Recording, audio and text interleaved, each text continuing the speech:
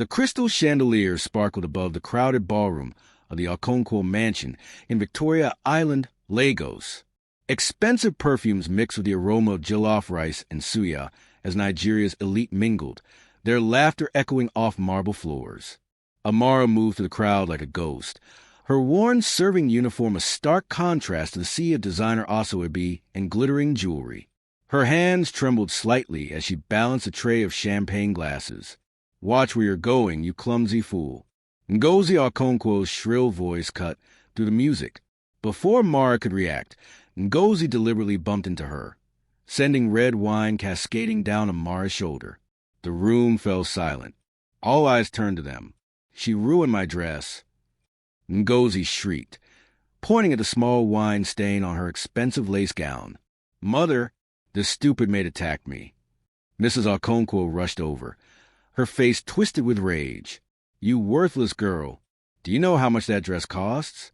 More than your entire miserable life." I didn't." Amara's voice broke. "Shut up." Mrs. Okonkwo raised her hand to strike.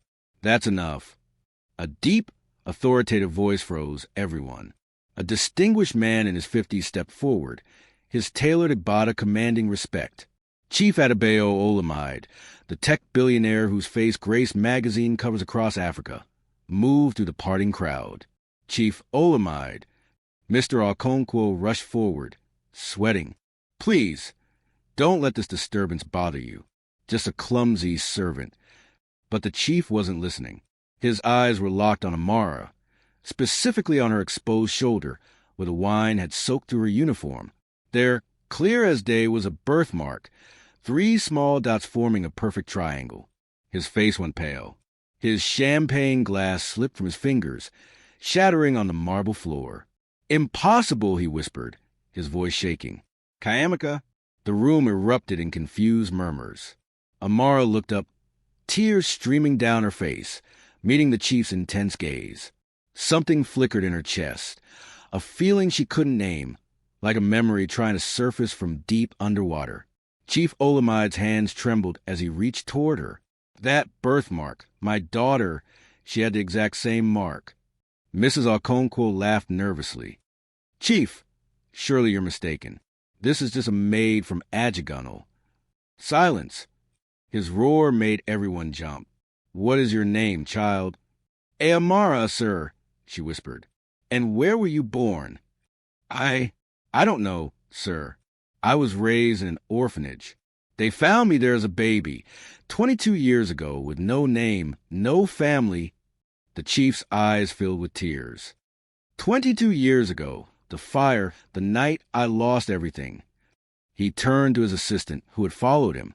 "Tund, call Dr. Adeyemi immediately. I want a DNA test done tonight. Right now." The ballroom exploded in shocked whispers and gasps. Ngozi's face had turned white. "Father, what is he talking about?" Mr. Okonkwo's expression shifted from confusion to dawning horror as he realized what this could mean. But Amara just stood there, wine-soaked and trembling, as the billionaire who could buy and sell the Okonkwos 10 times over knelt before her, actually knelt and took her hands in his. "My daughter disappeared in a fire 22 years ago," he said, his voice breaking. "Everyone told me she was dead, but I never stopped looking. I never stopped hoping. And that birthmark, only 1 in 10,000 people have that pattern." Amara's world tilted. The room spun, and as she looked into the chief's tear-filled eyes, something ancient and buried stirred in her soul, a feeling of home she'd never known she was missing.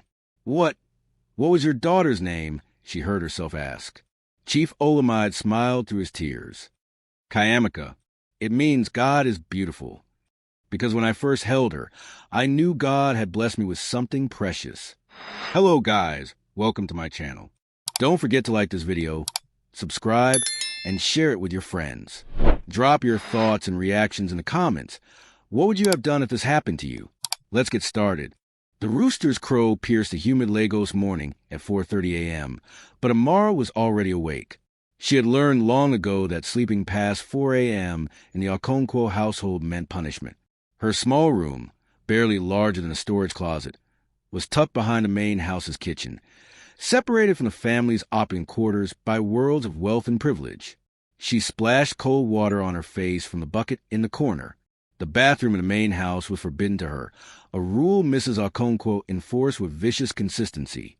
"You think your dirty village body can touch the same toilet as my family?" she'd once screamed, beating Amara with a wooden spoon. As dawn broke over Victoria Island, painting the sky in shades of orange and purple, Amara began her daily routine.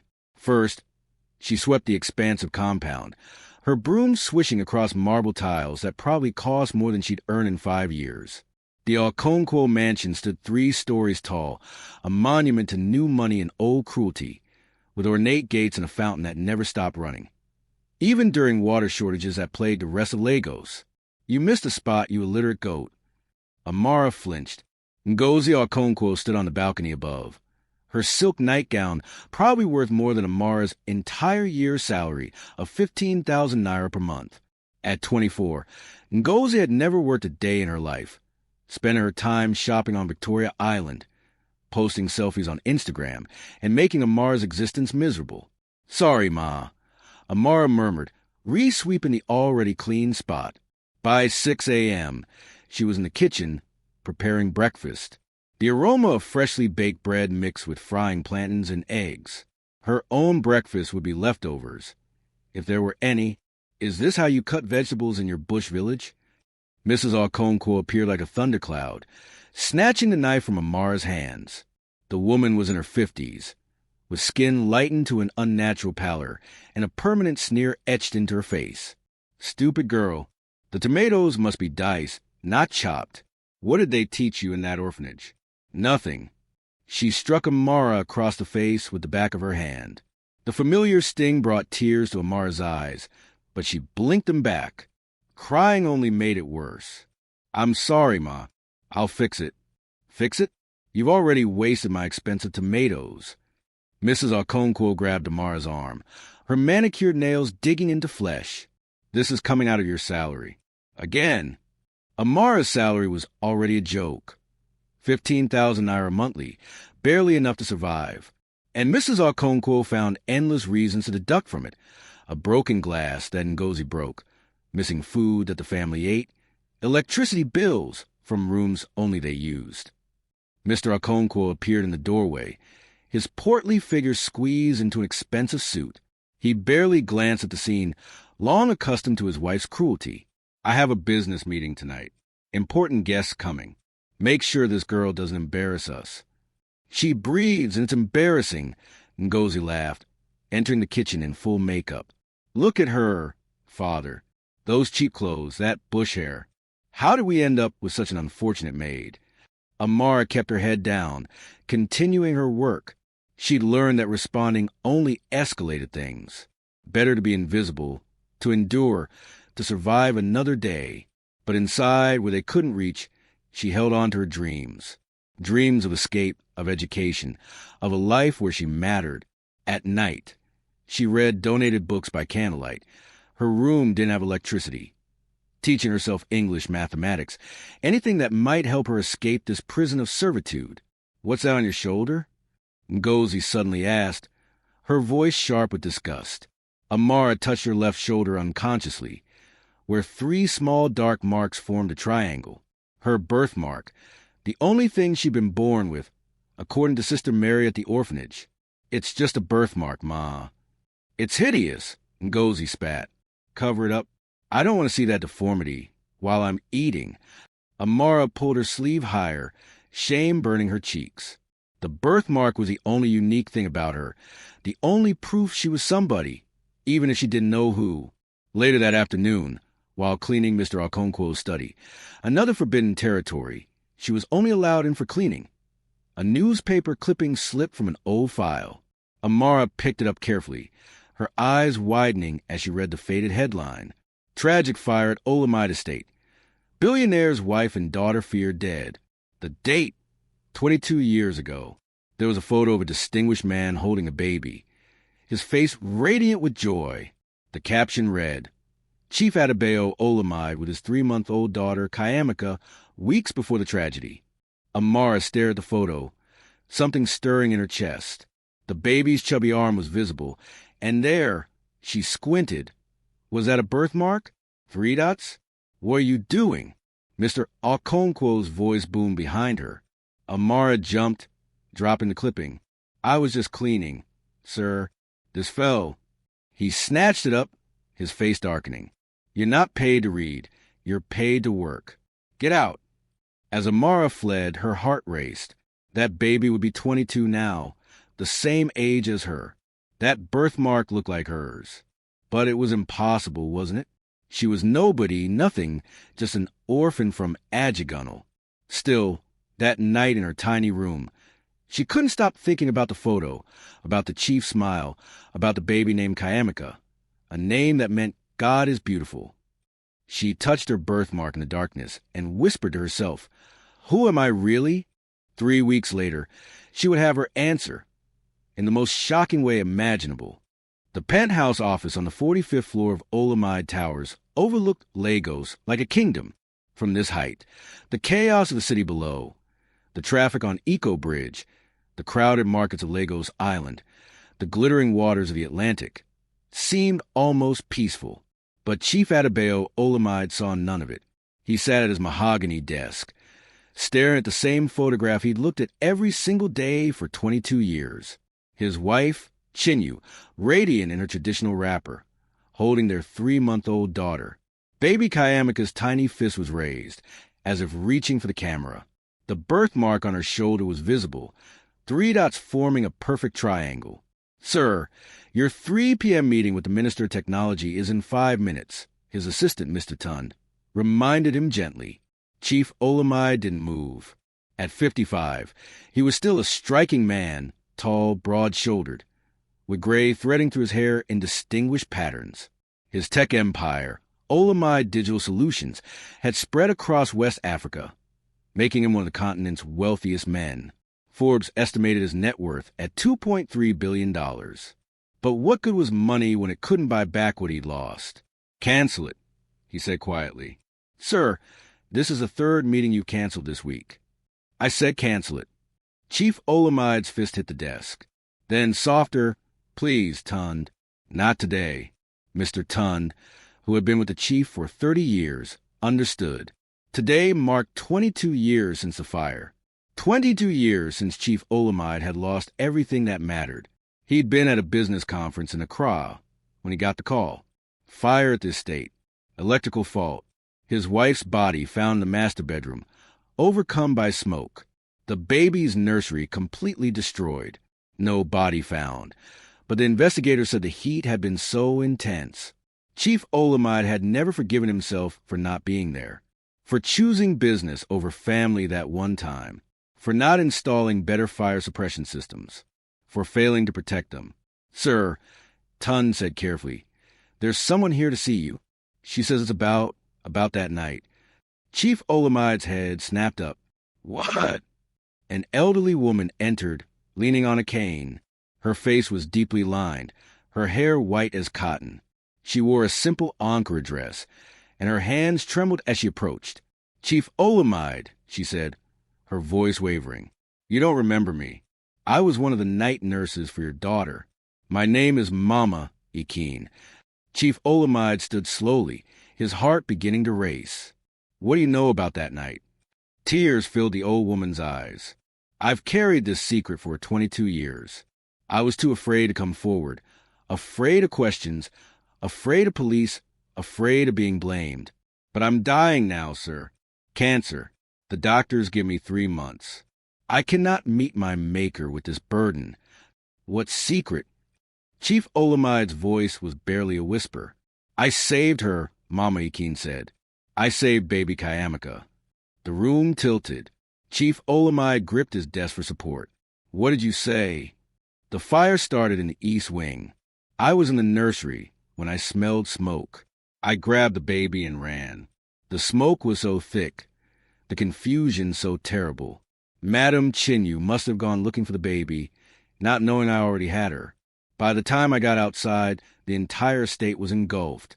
I screamed for help, but everyone was trying to save Madame. I was just a servant.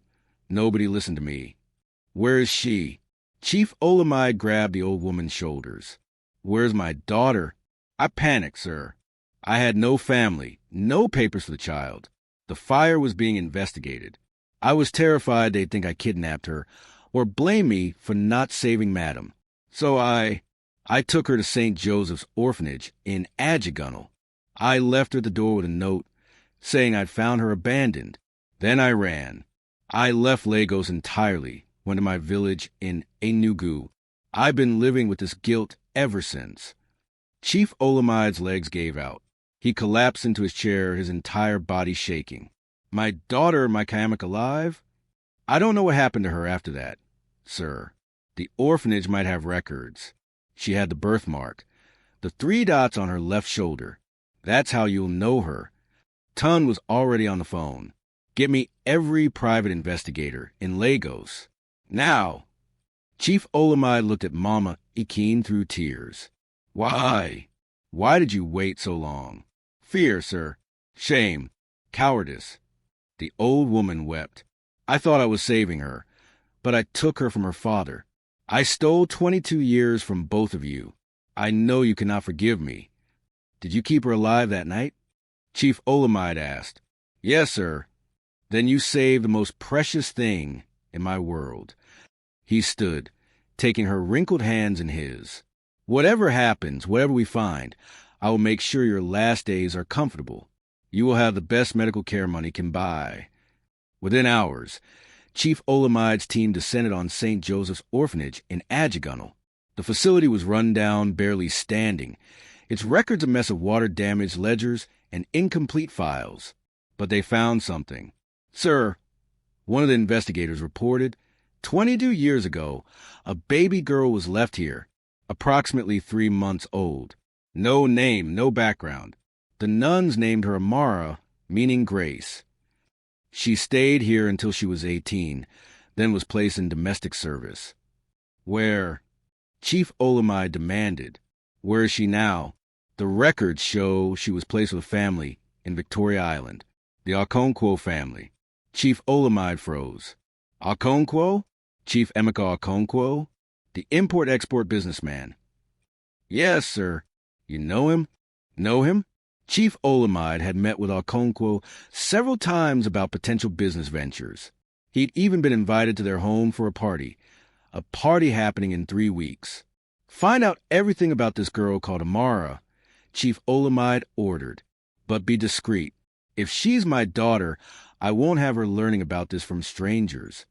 For the first time in 22 years, Chief Adebayo Olamide felt something he thought had died in the fire. Hope. The next 3 weeks were agony. His investigators reported back. Amara, 22 years old, worked as a housemaid for the Okonkwos. No formal education beyond primary school. No known family. Quiet, hard-working, kept to herself. Sir, Tun said carefully one evening, we've observed the household. The girl, she's not treated well. The family is quite cruel to her. Chief Olamide's jaw clenched. If this girl was his Kayamika, if his daughter had spent 22 years suffering while he lived in luxury. Get Dr. Adeyemi on standby, he said. The Okonkwo party is in 2 days. I'm going to meet this girl myself. If she has the birthmark, we'll do a DNA test immediately. And if it's positive, sir? Chief Olamide looked out at Lagos, the city where he'd built an empire, the city that had taken everything and might, just might, be giving it back. Then the Okonkwos will learn what it means to mistreat a billionaire's daughter.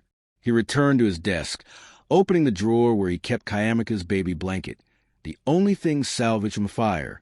He held it to his face, inhaling deeply, though any scent of his daughter had long since faded. I'm coming for you, Kayamika, he whispered. Daddy's finally coming for you. The Okonkwo mansion had been transformed into a palace of excess. String lights wrapped around palm trees, a live band played on a raised platform, and tables grown under the weight of pounded yam, egusi soup, pepper soup, suya, and imported champagne. Amara had been working for 18 hours straight. Her feet ached, her back screamed, and her fingers were raw from washing dishes and preparing food. But the party was just beginning. Amara, where is that useless girl? Mrs. Okonkwo's voice echoed across the compound. Amara rushed out, her worn uniform, the same one she'd had for 3 years, stained with food and sweat. Yes, Ma. Take this tray of drinks to the guests. And for God's sake, try not to look so pathetic. Important people are here tonight. The ballroom was packed with Lego society, politicians, business moguls, socialites in designer clothes that cost more than Amara would earn in 10 lifetimes. She moved the crowd like a shadow, offering champagne, enduring the occasional dismissive wave or complete ignorance of her presence. She was invisible here, just a servant, just nobody. Is that Alhaji Muhammad? I must introduce him to Chief Olamide. Mr. Okonkwo's voice boomed nearby. Amara's hand trembled slightly. Chief Olamide, the name from the newspaper clipping she couldn't stop thinking about. Was he here? The billionaire whose daughter had died in a fire 22 years ago? Amara, you stupid girl, why are you standing there like a statue? Ngozi appeared, resplendent in a gold-laced dress that probably cost 500,000 naira. Go get more wine. The red one from Father's private collection. Amara nodded and turned, but Ngozi wasn't finished. Actually, wait. Ngozi's eyes gleamed with malice. I want to introduce you to someone special. Tund, come here. A young man approached, handsome, well-dressed, clearly from money. Yes, my dear. This is our maid, Amara. Doesn't she look like exactly the type of girl who'd steal from her employers? Amara's blood ran cold. I've never stolen anything, Ma. Oh, really? Ngozi's voice rose, attracting attention. Then explain how my diamond earrings went missing last week. I don't know anything about your earrings, Ma. I swear. Liar. Ngozi suddenly grabbed a glass of red wine from a passing tray and threw it directly at Amara. The wine splashed across Amara's shoulder and chest, the cold liquid seeping through her uniform.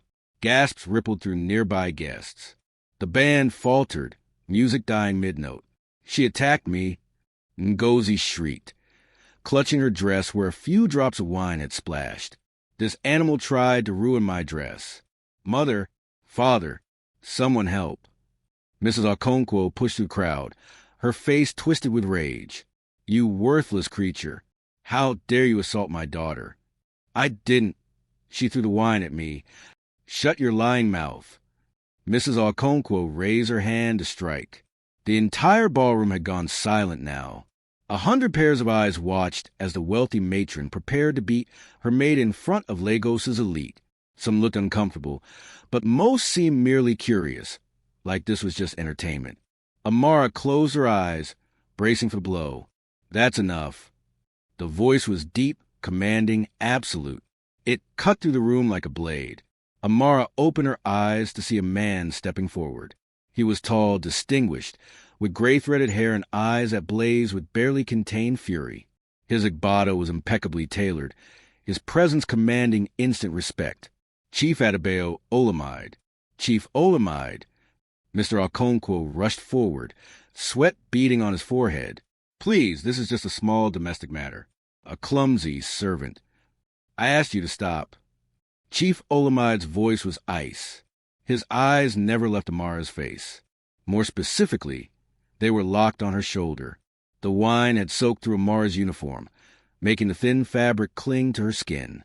And there, clearly visible through the wet material, was her birthmark. 3 dots, forming a perfect triangle. Chief Olamide went utterly still. The champagne glass in his hand began to shake. His face drained of color, going from brown to ashen in seconds. No, he whispered. It can't be. The glass slipped from his fingers, shattering on the marble floor with a crash that made everyone jump. Chief, are you all right? Mr. Okonkwo reached out, but Chief Olamide brushed past him, walking directly toward Amara. Amara stood frozen, wine-soaked and trembling, as this powerful man approached. His eyes were strange, intense, searching, filled with something she couldn't name. When he was close enough that she could see the gold flecks in his brown eyes, he stopped. Your shoulder, he said, his voice breaking. That mark. Where did you get it? I was born with it, sir. Amara whispered. born with it. He seemed to be struggling to breathe.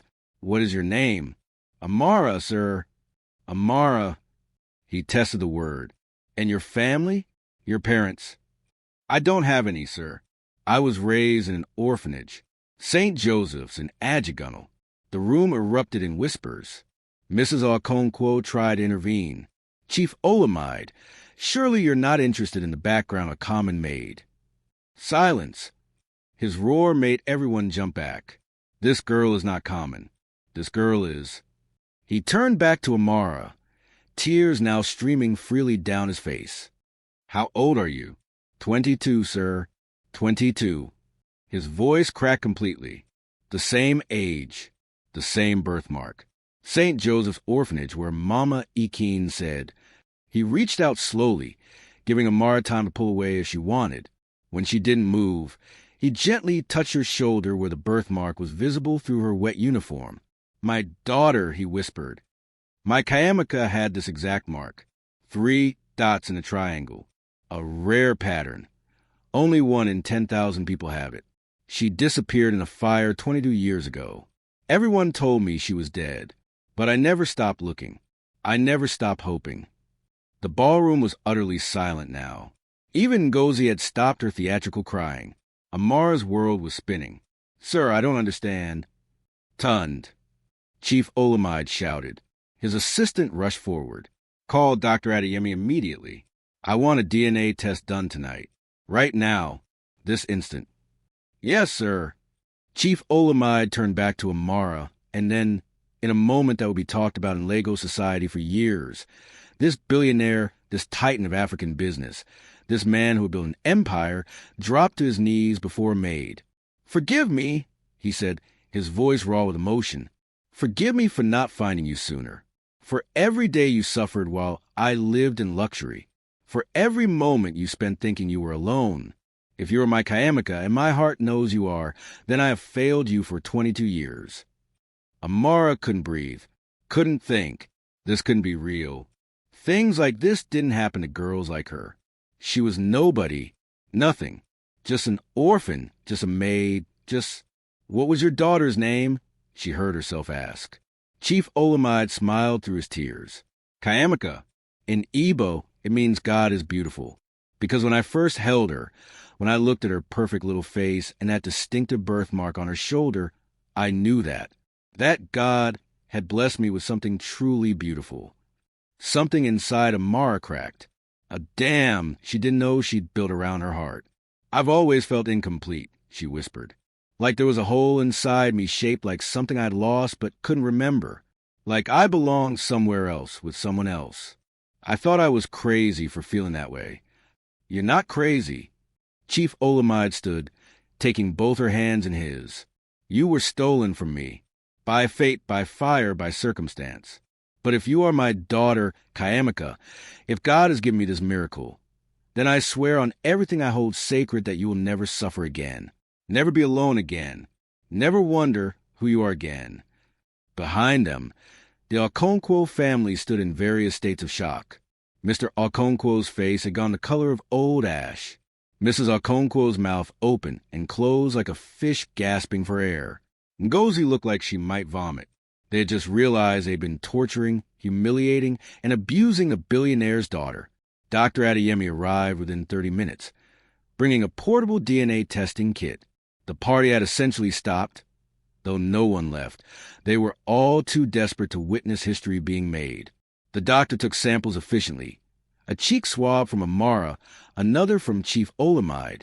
I'll have preliminary results in 24 hours, complete confirmation in 72. Work through the night if you have to, Chief Olamide ordered. Money is no object. As the doctor left, Chief Olamide turned to Mr. Okonkwo. This girl will be leaving with me tonight. She will stay at my home until we have the results. Of course, Chief. Of course. Mr. Okonkwo was practically vibrating with panic. We had no idea, if we'd known. If you'd known she was somebody, you would have treated her like a human being? Chief Olamide's voice was deadly quiet. But because you thought she was nobody, you felt entitled to abuse her? To humiliate her? To beat her? He turned to Amara. Did they beat you? Amara hesitated, then slowly nodded. The temperature in the room dropped 10 degrees. Chief Olamide's expression was terrifying in its calmness. "We will discuss this further once the results are confirmed," he said to the Okonkwo's. "In the meantime, I suggest you pray that this girl is not my daughter, because if she is, I will dedicate every resource I have to ensuring that people like you never harm another vulnerable person again." He turned to Amara, his expression softening. "Get your things. You're coming home." I don't have any things, sir. Just a bag with some clothes and books." Chief Olamide's jaw clenched. 22 years old, and everything she owned fit in one bag. "Then we'll get you new things. Everything you need. Everything you deserve." He offered his arm. "Come, Amara, let's leave this place."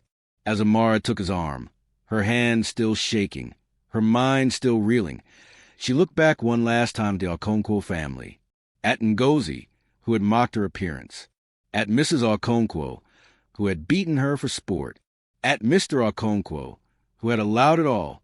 For the first time in her life, Amara didn't look away first. The mighty Chief Adebayo Olamide led her through the parted crowd, past the shocked faces and whispered conversations, out of the mansion where she'd been a slave, and toward a sleek Mercedes with a driver holding the door open. "Is this real?" Amara whispered as she slid into leather seats softer than any bed she'd ever known. Chief Olamide sat beside her, still holding her hand. "In 24 hours, we'll know for certain. But Amara, I need you to understand something. DNA test or not, birthmark or not, I have been searching for my daughter for 22 years. I have looked into 10,000 faces, hoping to see her. And when I saw you tonight, when I saw that mark, when I heard your story, my soul recognized you. Do you understand? Even if science says otherwise, my heart already knows." Tears streamed down Amara's face. She had spent her entire life believing she was unwanted, believing she'd been abandoned because she wasn't worth keeping, believing she was fundamentally unlovable. And now this man, this powerful, wealthy, important man, was telling her she'd been searched for, longed for, loved from afar by someone who'd never even known if she was alive. "What if I'm not her?" Amara asked. "What if the test says I'm not Kayamika?" Chief Olamide squeezed her hand. "Then you are still a young woman who deserves kindness, opportunity, and respect. And I will still make sure you get those things. But Amara," his voice dropped to a whisper, "I know my daughter, and I know you are her." As the Mercedes pulled away from the Okonkwo mansion, Amara looked back one final time at her prison.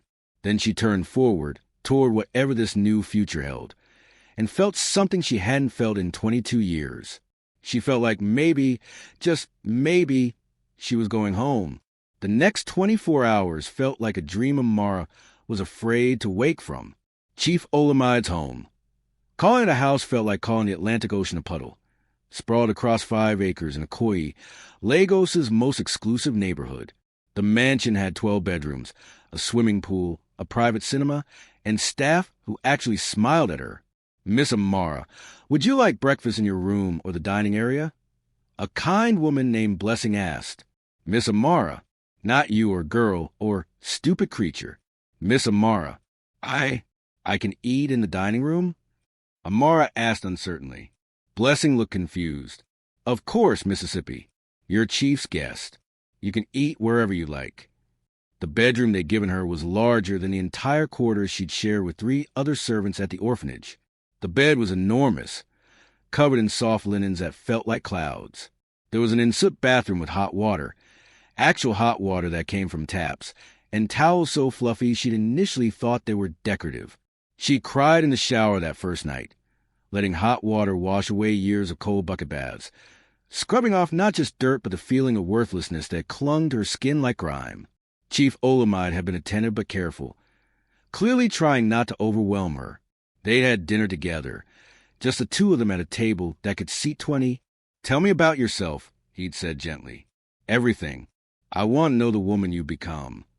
So Amara told him about the orphanage, where Sister Mary had been kind but resources were scarce, about learning to read by candlelight, devouring any book she could find, about dreaming of going to university someday, maybe studying literature or social work, about the Okonkwo's. Though she softened the worst of it, what was the point of dwelling on cruelty now? But Chief Olamide was perceptive. They beat you. It wasn't a question. Sometimes, Amara admitted, when I made mistakes, broke things. Mrs. Okonkwo has a terrible temper. And the daughter? Ngozi. She enjoyed making me feel small. But words can't really hurt you, can they? Amara tried to smile. Yes, Chief Olamide said firmly. They can. They do. And both forms of abuse are unforgivable.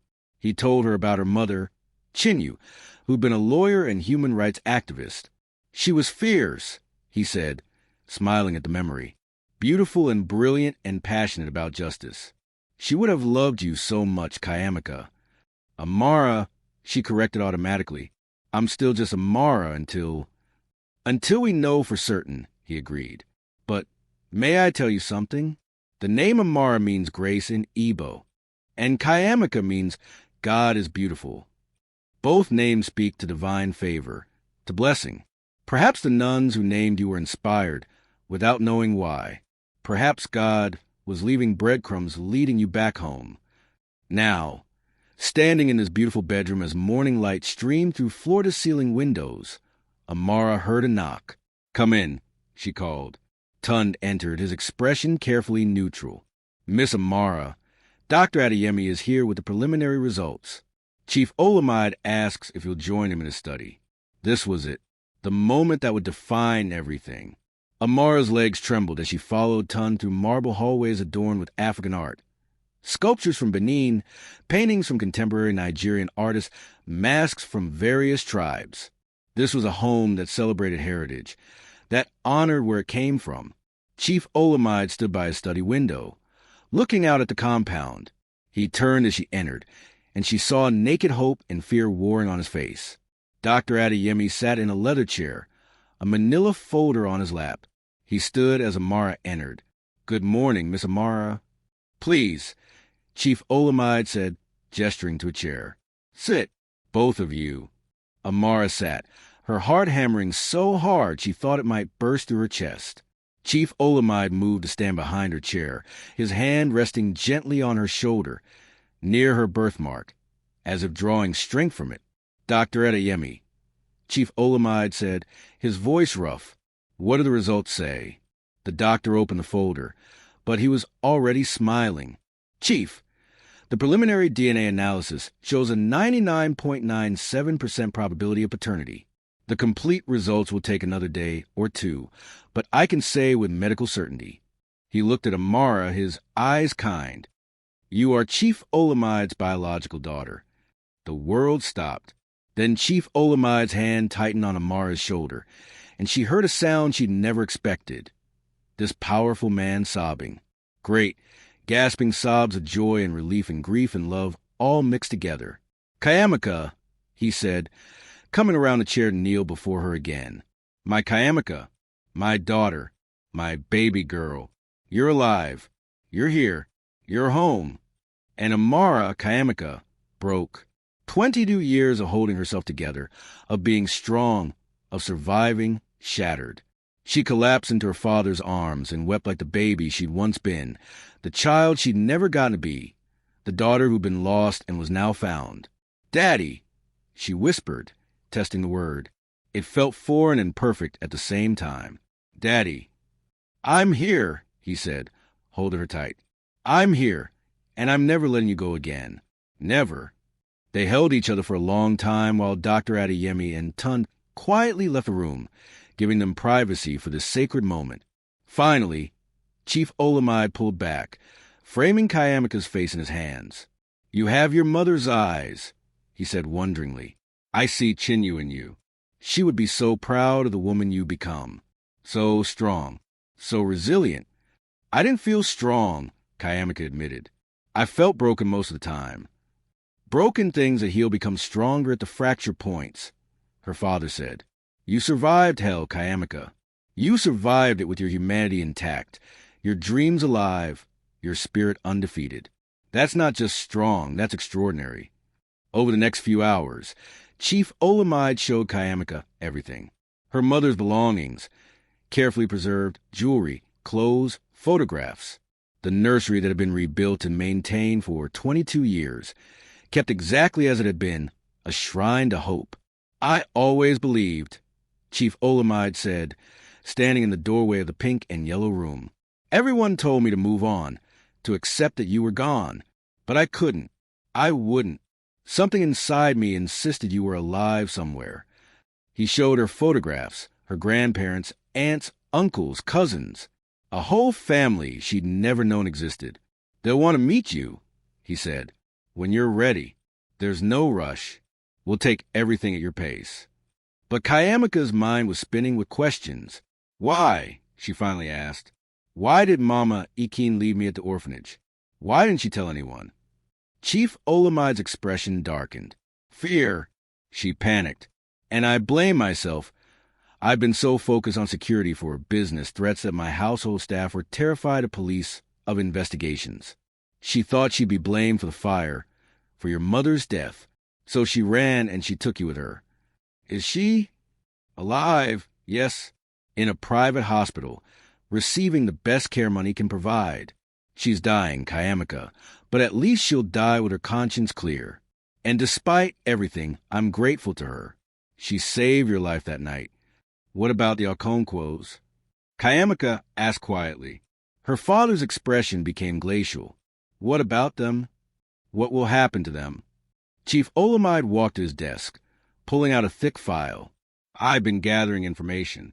The Okonkwo's run their import business through several channels I have influence over. Their line of credit? Through a bank I'm a major shareholder in. Their social standing? Built on connections with people who consider me a friend. He looked at Kayamika. I can destroy them. Completely. Make them feel every bit of powerlessness and humiliation they made you feel. Is that what you want? Kayamika thought about Mrs. Okonkwo's cruel hands, Ngozi's mocking laughter, the years of being made to feel worthless. Part of her, the wounded, angry part, wanted them to suffer, but another part remembered Sister Mary of the orphanage saying, Revenge is a poison you drink hoping it will hurt someone else. I want them to understand what they did was wrong, Kayamika said slowly. I want them to face consequences, but I don't want to become like them. I don't want cruelty to define me. Chief Olamide smiled, pride shining in his eyes. You are your mother's daughter. She always chose justice over vengeance, too. He paused. But justice doesn't mean letting them off easily. What if we use this to make real change? What do you mean? Nigeria has millions of domestic workers, mostly young women and girls, who are vulnerable to abuse. What if we use your story, your experience, to advocate for their rights? Better wages, legal protections, oversight. We could establish a foundation in your mother's name. Transform your pain into something that helps others. Kayamika felt something shift in her chest, a sense of purpose clicking into place. I'd like that. But what about the Okonkwo specifically? Leave them to me, Chief Olamide said. They'll face social consequences. Lagos society doesn't forgive people who mistreat those they consider beneath them, especially when it turns out that person wasn't beneath them at all. Their business will suffer. Their reputation will suffer. But we won't actively destroy them. We'll simply remove our protection and let natural consequences occur. He leaned forward. But, Kayamika, you need to understand something. The moment I announce you as my daughter, and I will announce it, your life will change completely. Media attention, social pressure, people trying to use you or befriend you for access to me. It won't be easy. Will you be there? Kayamika asked. Through all of it? Every step, he promised. And I'm hiring you a security team, a personal assistant, and a therapist. What you've been through, that's trauma, Kayamika. You'll need support processing it. A therapist? Mental health is just as important as physical health. I've been in therapy for 22 years, working through the grief of losing you and your mother. There's no shame in it. And you survived abuse that would break most people. Let us help you heal properly. Kayamika nodded slowly. Everything was happening so fast, but somehow it felt right. like pieces of a puzzle finally sliding into place. "When will you announce it?" she asked. Chief Olamide smiled. "There's a major tech conference tomorrow, Pan-African Digital Summit. Heads of state, business leaders, media from across the continent. I'm the keynote speaker." His eyes gleamed. "I can think of no better place to tell the world that my daughter has come home."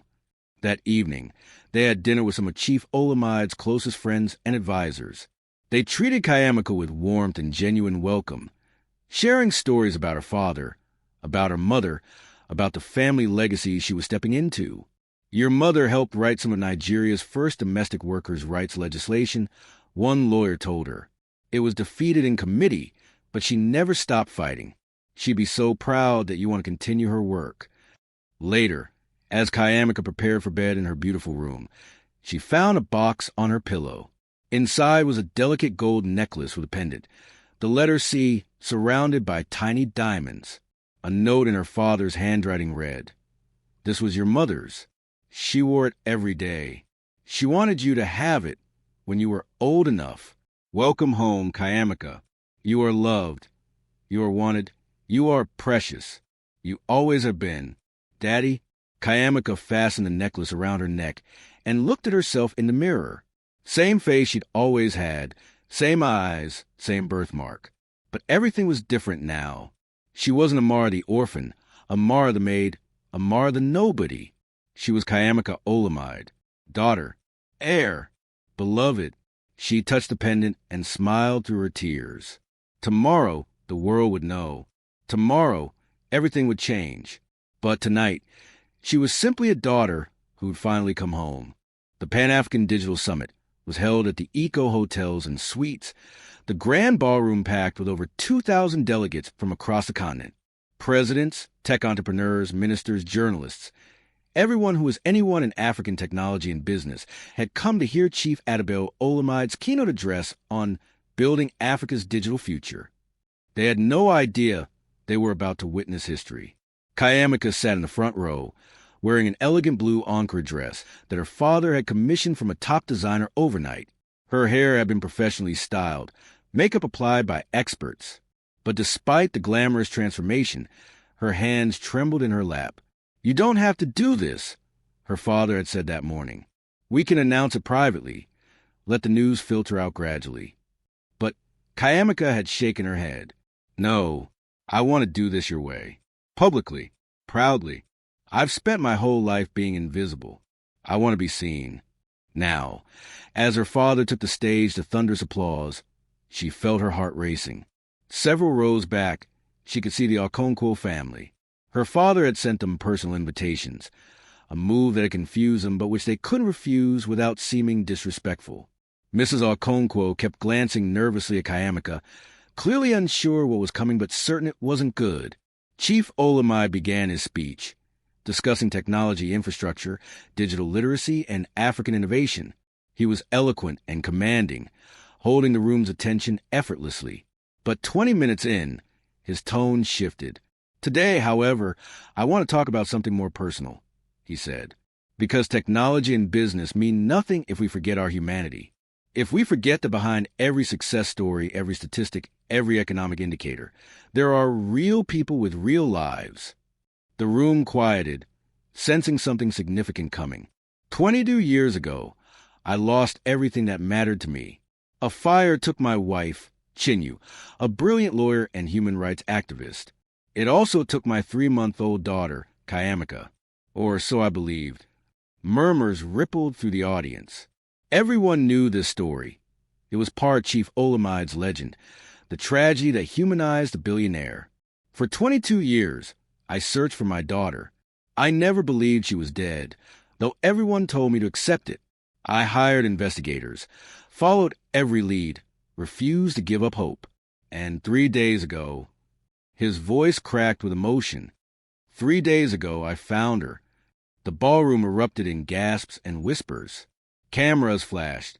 Journalists frantically typed on their devices. My daughter survived the fire.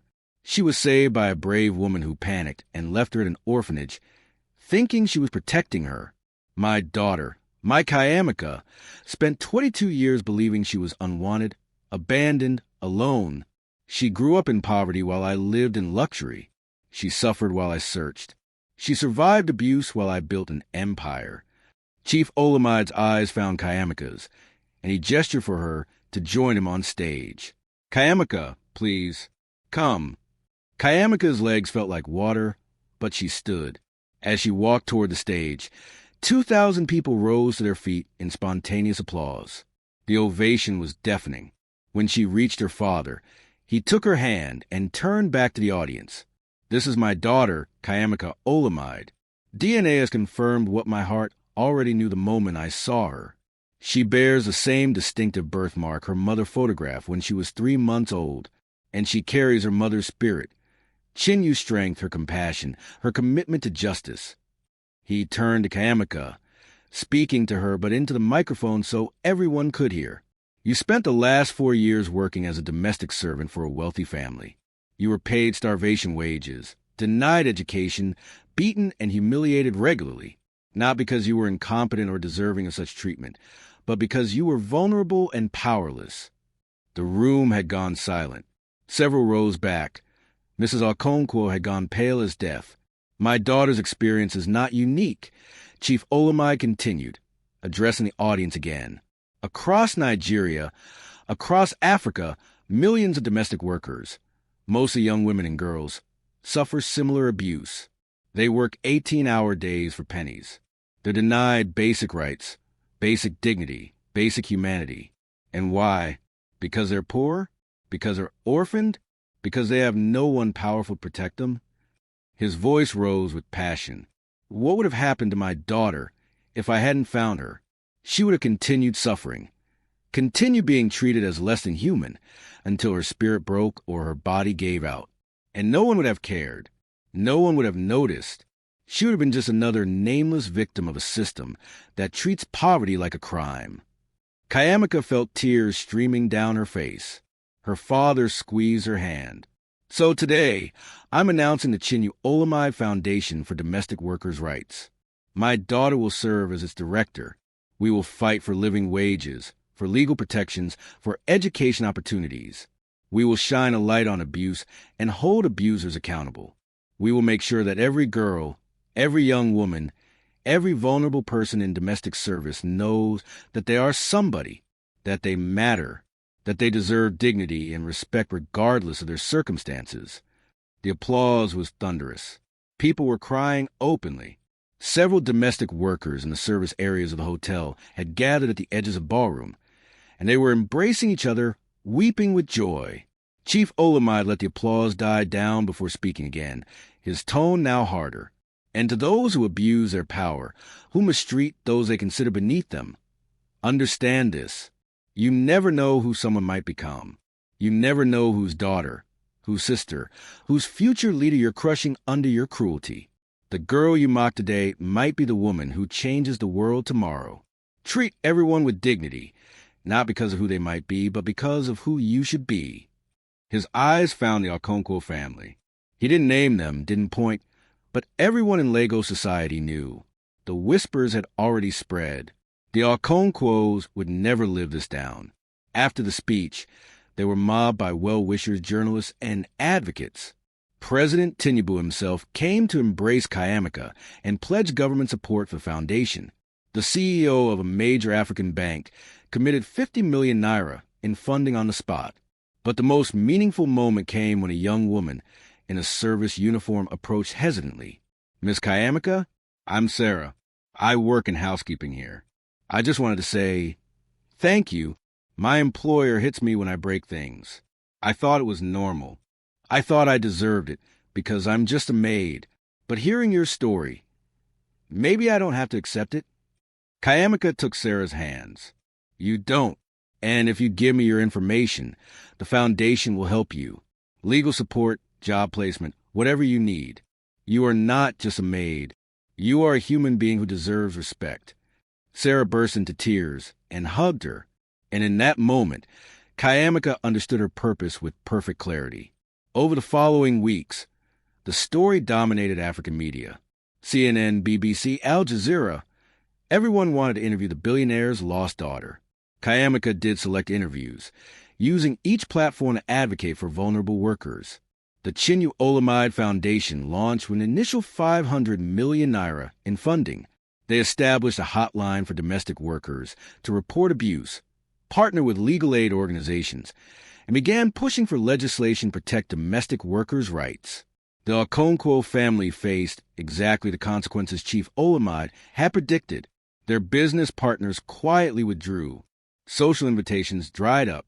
Their credit lines were mysteriously under review. They weren't destroyed. Chief Olamide had kept his word about that, but they were diminished, reduced from social elite to cautionary tale. Ngozi posted a public apology on Instagram that felt more calculated than genuine. I deeply regret my past behavior and am committed to being a better person. The comments section was brutal. Mrs. Okonkwo tried to reach out through intermediaries, seeking reconciliation. Kayamika sent back a simple message. I forgive you because holding on to anger would poison me, not you. But forgiveness doesn't mean reconciliation. I hope you learn to treat people better. That's all. The most shocking development came from an unexpected source. Mama Ikeen, the woman who had saved Kayamika as a baby, passed away 6 weeks after the announcement. But before she died, she recorded a video message. Kayamika, the old woman said, her voice weak but clear, I want you to know that carrying you out of that fire was the most important thing I ever did. I made terrible choices afterward, choices born of fear and ignorance. But saving you, that was right. That was good. Seeing you reunited with your father, seeing you use your experience to help others. I can die knowing that God used even my mistakes for good. Thank you for forgiving a foolish old woman. Thank you for becoming someone your mother would be proud of. Kayamika wept watching it. Her father held her as she grieved for a woman she barely knew but who had given her life twice, once by carrying her from the fire, and once by finally revealing the truth. Kayamika enrolled at the University of Lagos, studying social work and public policy. Her father wanted to pay for private tutors, but she insisted on attending regular classes with other students. I don't want to be separate from normal life, she explained. I need to understand the people I'm trying to help. I need to stay grounded. She excelled academically while managing the foundation. She was often seen on campus in simple clothes, carrying her own books, eating in the cafeteria with students who had no idea they were sharing jollof rice with one of Nigeria's wealthiest heiresses. A year after her identity was revealed, Kayamika stood before the Nigerian National Assembly, testifying in support of the Domestic Workers' Rights Bill, legislation her mother had fought for decades earlier. My name is Kayamika Olamide, she began. Some of you know me as the billionaire's lost daughter. But before I was found, I was Amara, a housemaid who earned 15,000 naira per month for 18-hour workdays. I was beaten for breaking dishes, humiliated for sport, denied education and dignity, not because I was incompetent, but because I was powerless. She looked at the assembled legislators. This bill isn't about me. I'm safe now. I'm privileged now. This is about the millions of young women and men who are still where I was, vulnerable, voiceless, and victims of a system that treats them as less than human. Pass this bill not as a favor to me or my father, but because it's right, because dignity isn't something people should have to earn. It's something they should receive simply by virtue of being human. The bill passed with overwhelming support. News outlets called it the Kayamika effect, the phenomenon of her story catalyzing real social change.